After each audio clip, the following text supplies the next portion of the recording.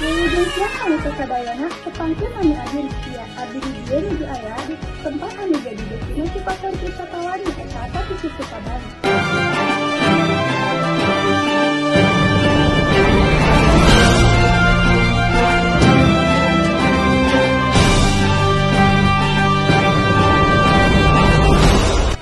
Kami kesadayana bisa ditinggal di toko kami.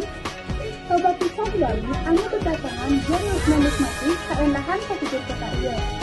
Baik wisatawan luar maupun wisatawan dalam. Kami kesadayana pesisir kota ieu jadi simbol pariwisata Indonesia yang terkenal ku keindahan pasir belasna. Tetapi bisa ditinggal di toko kami. Coba pisah sampai bertebaran. Adalah sebagai pengunjung perlu bisa menjaga keindahan pesisir kota ieu. Pesisir kota ieu